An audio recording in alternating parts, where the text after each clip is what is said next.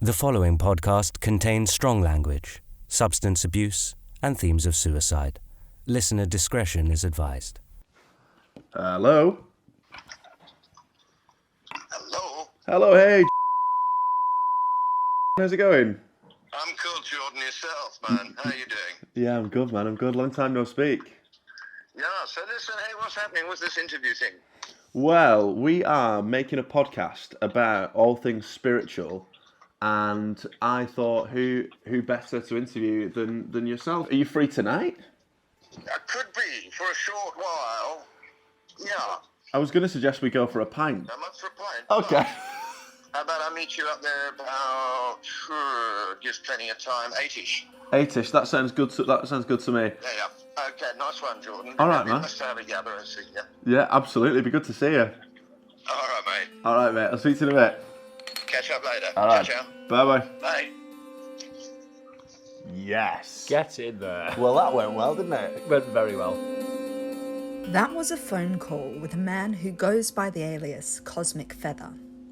You'll hear more from him later, but this week I want to focus our attention on Jake and Jordan, the two men at the centre of this mystery, and explore their growing fascination with the world of magic. You have to have the big fear, death, on your doorstep. Here's the 9 ladies, stone circle. I don't know what we're chasing. Fame, maybe. Focus on a feeling. You might find out more than you want to know. You might not be able to handle it, and it could scare the hell out of you. This is real adventure, isn't it? Middle of fucking nowhere. Stone circles, boarded up churches. I'm telling you, magic's real. It has to be. Started this podcast, it kind of got away from us a little bit. Very quickly, things keep happening. Full-scale search of the surrounding moorland area. I saw 2 blokes' bodies hanging. Prank or something more sinister? I believe In magic.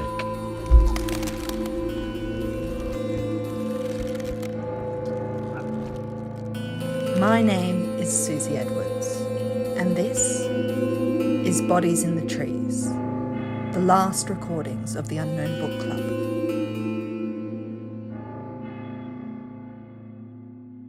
So, welcome back, listeners. I don't know what episode we're on, but last weekend we were in Derbyshire, the 9 ladies. Yeah. Unbelievable time. Ed and Babs. So we are now, what we've decided, we were going to do a different book each week, but we've got so into this book, The English Book of Magic, that we've decided we're going to do this whole series on this book. Yeah, I think what's happened is we found the book, right, and then really it's about more than the book now. Now we want to know about magic. And so we've come, we're now in London, and we're going to go to Treadwell's, which is the book that's on the first page of... The book starts with a book. Yeah. Shop. Bookshop. Yes, that's it. Their chance meeting with Ed and Barbara has ignited their interest in spirituality and mysticism. Over the autumn months, they meet sporadically, and this passing interest evolves into a full-blown obsession. And there's a reason we're focusing on that this week. What I haven't told you is that in the lead up to their suicide, they performed a ritual inside the 9 ladies, involving dark magic. I don't believe they walked up there that night with the intention of dying, but their belief that the ritual would succeed cost them their lives. For them, this is no longer about the Book of English Magic. It's about magic and their quest to find it by any means. Say goodbye. Hey now, hey now. There's a power between us. I'm glad that we're both singing Hey Now on our way into Treadwell's rather than... I thought it was going to be quite like a sort of... Poignant moment. Seminal. Seminal, yeah. Yeah, I was like, this is going to be It might be. the point in the podcast where people go, ooh. But instead we're just singing Hey Now. Our story begins in a bookshop. Treadwell's in London's Covent Garden is everything a bookshop should be. Warm, inviting, comfortable, And yet most people hurry past it because it specialises in a subject they don't believe in. Magic. Magic is fun for children and for the child in all of us, but it belongs to a world of fantasy books and films. And Treadwell's doesn't stock these. It's not a place for children, and it's not a place for people interested in conjuring stage magic. Treadwell's is a specialist bookshop for the practicing occultist and wizard. Wow. That was good. Thought you read that very nicely. Thank you very much. Treadwell's is located in the heart of London's West End. When you open the Book of English Magic, it's the first thing you see. A grainy picture of a dimly lit Dickensian bookshop. Chapter 5. A Fine Line. What do you get hit as you go in? What's it? What is a witch? We're looking for a... Yeah, I'm well, how are you? I'm good. Good, good. We're looking for a book about... well, we want to find some stone circles, basically. Mm-hmm. Sacred Sites shelf is those two down there. Okay, sacred sites. Guide to the stone circles of Britain, Ireland and Brittany. That's what you want. Yeah, absolutely fantastic.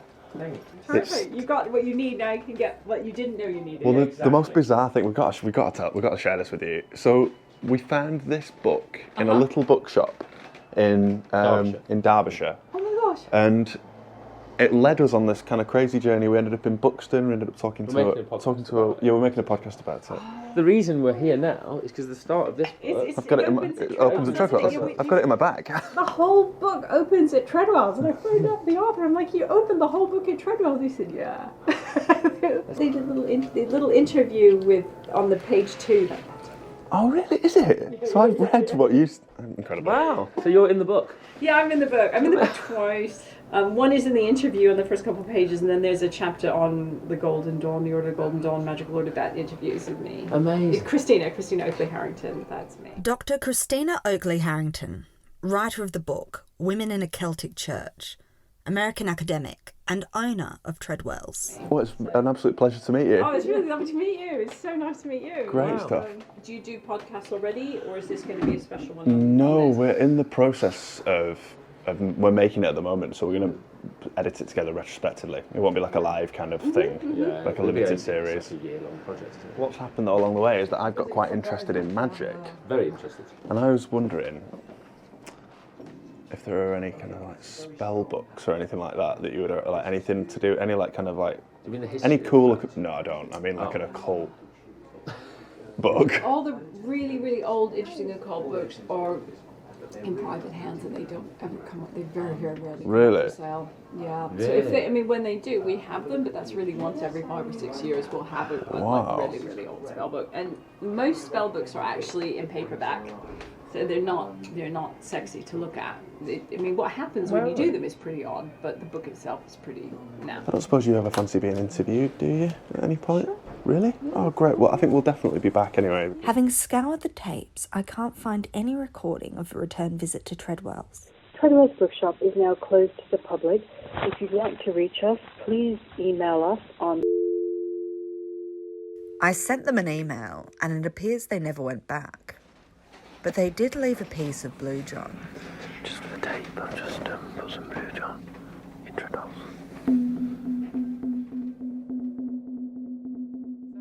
So the Blue John that we bought on that last weekend, I've now put some at St Paul's. Yep. And I've put some at Treadwell's. Are we going to go back and gather that up? I think that's something for the listeners to do. Sometimes it just takes a second to sort of digest what's happened, doesn't it, with this podcast? It's like, I can't believe that we spoke to a woman who's on page 2 of the book. We didn't make any effort to. We just seem to know the right place to go to find the right things. We seem to know... It's because we just followed the story where it should go if it was a story. We're just letting life be a story, aren't we, basically? Letting life be a story. But are Jake and Jordan the writers or the readers? It's a fine line. Fine line, actually. Yeah, absolutely. Fine line. And they're stepping over it. And we're doing an entire thing about that's turned out to be a lot to do with spirituality and to do with gods and goddesses and we've never had a conversation about what we think about it. So we should have a chat about it. Yeah. Do you know why it's exciting? It's because this podcast has changed my opinion. Me too. Already. Me too. Genuinely, me too. Do you want to become pagans? No, no, not at all. Not even a little bit. But go on, you first. So, what if I said to you, what's your, like, you know what I mean? What would you define yourself as? Do you define yourself as anything? A pagan. No, shut up. I'm holding citrine in my hand. You've lost the plot. I feel I can feel it vibrating. It's like I can see the Matrix, mate. Honestly, I can feel that vibrating. Are you going to come on this journey or what? That's just the acid I've spiked you with. What do you think about spirituality? I was militant atheist and have been my whole life. I boycotted the Harvest Festival when I was 7. Bloody hell. Define spiritual. So spirituality is anything intangible. Love. Well, I think a lot of people, that's their kind of last bastion of spirituality, but I would push you further than that. So like, because a lot of people, you know, a lot of atheists say, you know, they say, well, what do you do if you don't believe in anything? And they say, I believe in love. Or they say, I'm going to have a lovely sandwich like Richard Dawkins. Right. But that's fine. That's fine if that's where you're at with it. See, that's made me think now, because I've had such a year of change. Like, again, all at the same time of doing this, like, and this has really helped it along. I think we started talking about this in April. Yeah.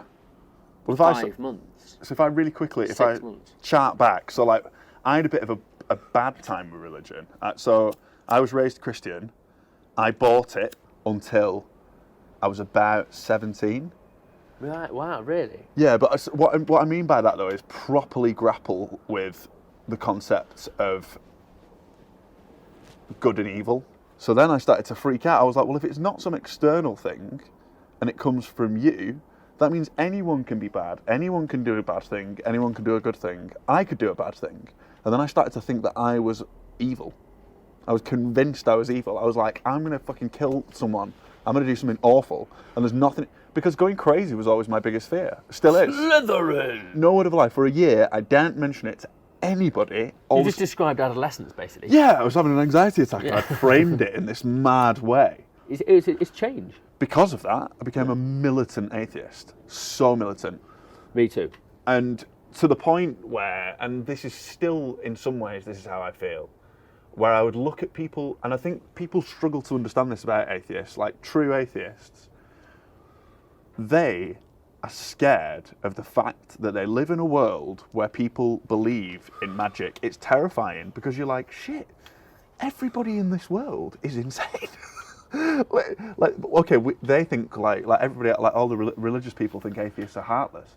But if you can put yourself in an atheist's shoes and you imagine that, you believe in science, you're surrounded by complete and utter nutters, and it's scary, and it makes you militant. It makes you go, this can't be. This is not the way forward. This is holding back progress. Wow. And it can become a little bit toxic. Brilliant. Definitely. And I still have real I still cling to that quite heavily. However, I've started to change. I've started to relax a little bit after doing this podcast. Yeah, I think that's what's happened to me. They are changing. The line has been crossed, and the floodgates are open. But maybe that's the piece. I feel like I'll know. It's September 14th, and they're in Hampstead Heath, looking for wands. That's what I'm getting. I'll know. I'm not even joking there. I mean that. Real magic wands. You're a very good climber. Pardon? You're a very good climber. Thank you. But if you fall, it ruins everything. Made from silver birch. Look up here, there's loads of silver birch. Is there? Yeah. Really? Yeah, we've got to go up here. Okay then. And burying crystals. Hello, silver birch. Could we have a branch, please? We'll give you some blue john in return. Oh yeah, blue john. And finding significance in everything. From neighbouring trees. From fellow trees. 2 trees, born of the same glade, cast apart in colour, time and space, and yet the same. What bird was that? What the hell was that? Flying out of a silver birch, no less. There it is. Brown. I think it might be a Merlin. If you show me a picture of a Merlin, I can tell you exactly what it was. You think it might be a Merlin? Do you not find anything significant about that? Oh, Christ, fat cock! It was Merlin flying out of a... It was Merlin flying out of a... It's Tuesday, November 20th, 2018. So, Robbie. Jordan. A couple of nights ago, Robbie talked me through this. Now, Robbie, one of these things is from a dig that you were on, right? That is correct. And can you grab it for us? Yeah, why not? And what was the dig, Robbie, that you were on? It was that. Well, 2014, August, I was one of the first archaeologists to dig at the site where the stones from Stonehenge were quarried out in the Preseli Hills in Wales. So this is a piece of the manufacture of Stonehenge.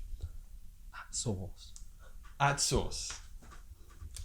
So why don't you have a look? This is what's called a flake, which is what's produced when some larger item is being produced, be it a stone tool or a monolith. So that was absolutely handled and made by one of the architects of Stonehenge. And when did they shave this flake off, do you think? It would have been 5,000 years ago, 5,300 years ago. Basically, I'm probably one of the only people in the world who has one of these. No, I definitely am. And it's found its way to our podcast here into my house. The thing is, right, Robbie, and I explained this to you a little bit the other night. What happened was when we started this podcast, it kind of got away from us a little bit. Very quickly, things just started to unfold and piece together bit by bit. And we are not superstitious at all, but Jake's been carrying rocks around in his pocket since we started doing this thing because things keep happening. And the fact that a piece of Stonehenge has come to my house, I find scary. I mean, the only way it could be scarier is if it fucking levitated through the window.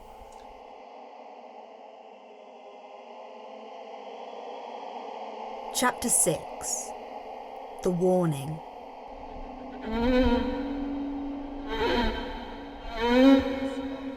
It's just a life. Now, which one of you guys heard the plant yell out in pain as somebody ripped it to bits? Did you not hear the plant do that? You didn't hear it, right? Like I said, you hear these things, these vibrations, you hear the stones, you feel that. As Jake pulled that plant, you heard it scream. That's it, exactly that. Yeah. Sorry. But you don't have to be sorry about it, but you have to be conscientious about it. It's not necessary to carry sorrow. It's a negative emotion brainwashed into the human race a long time ago. This is Cosmic Feather, an ordained Druid and an old acquaintance of Jordan's. It's Friday, December 21st, 2018. They're meeting at the Old King's Arms Tavern to learn more about shamanism and druidry. And then in this book it says you need to go to a place called Treadwell's. Okay, now I'm going to give you a little bit of something that you haven't mentioned. The name Treadwell's. Right? What does it mean? I don't know. Treadwell on the earth, I suppose. You got it. It's basically, walk well, tread well. Yeah. So, by all means do that. Sounds like you guys are having fun and doing it well. So much fun. But do be careful along the journey. Yes. Yeah, going and asking and, you seem to be just looking at, you say you're trying to do this regarding shamanism. But you seem to be splurging into other branches of everything else at the same time. Absolutely. And that means you're going to be leaving yourselves wide open to energies abusing and all sorts of strange things that you have to be quite careful about. Hence your little scenario you're talking about, 9 ladies. Yeah. Yeah, you're right. Something might appear to be all this and that on the surface, and then suddenly, the monster sneaks out underneath, He's warning them, and they're not listening. They say curiosity killed the cat. Well, we're 6 months away from their bodies disappearing. And I'm saying, fair play, but be a bit cautious about how you don't let someone leave you lost in the forest. If you accidentally pushed a button that you shouldn't have, because you wouldn't even have seen the button, never mind realized you'd pushed it, and that's what you've got to be careful when you're dealing with. Shamanism is a much more contained, not that it is contained, there's a lot of contradiction that goes on in shamanism. Yeah? I felt myself kind of pulled towards. There's a lot of dynamics involved. Yeah. If you're dealing with the more esoterical stuff and you know going towards the witches and the magic and all that stuff, that's where you're likely to get very sticky unless you really know who you're treading, where you're treading. Treadwell. I literally had you down as shamanism. Nothing else came into my head regarding anything esoteric dynamics at all. So then suddenly you just got excited about it because you suddenly, before you know it, you're shamanising, you're esotericizing, and then you're hanging with checking the witches, and you know this is what you've been telling. You need to have a little pink bubble of pink bubble of love as a sort of a boundary of how you approach things, and then go forward with things with that pink bubble of love to protect you. That's a kind of serious, good, healthy little bit of positive shamanism. Lovely. It's absolutely beautiful. Thank you. Yeah. Is there a dark side to it? Oh, absolutely. If you want to go there, but at the point of but then also there's a contradictory no, because there's no light side, there's no dark side. There is just this side and that side. But at the end of the day, it's just the side. You know, it gets very... So yeah, I mean, this is all known about. I've spent all my life reading about stuff like this and researching into things. I think I might be about to do the same with my life. Yeah, me too. Have you been to Glastonbury Tour? No. You'll certainly meet people down that way. So I guess that's our next place then. We go there next. You might find out more than you want to know. That's something in the shamanistic realities and esoteric realities is very important. You might not be able to handle it and it could scare the hell out of you. That's what I'm getting at in simple terms. And when I mean scare the hell out of you, I mean really. No matter how strong and tough you are, and I'm talking about myself in a sort of weird way, it can still scare the bloodies out of me. What the hell all that stuff's about, yeah? So be warned, because it'll jump out and bite you on the ass if you ain't paying attention. Something like that. Yeah, you be careful. Anyway, I like you guys. John, where did you get these tapes? What aren't you telling me? Who are you? I've not heard from John D for weeks now. I've been doing nothing but poring over these recordings. I've hardly slept. I want to tell you everything, but we have to move with them. The decisions they made that led to that fateful night are increasingly spiraling out of control. They're past the tipping point, hurtling towards the end.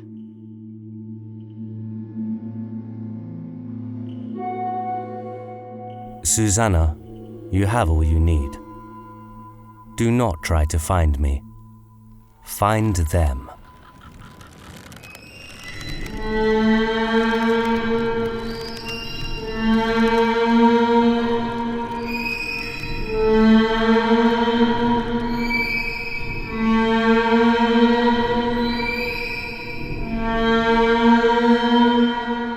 If you have any information relating to this case, please contact Susanna at bodiesinthetrees.com.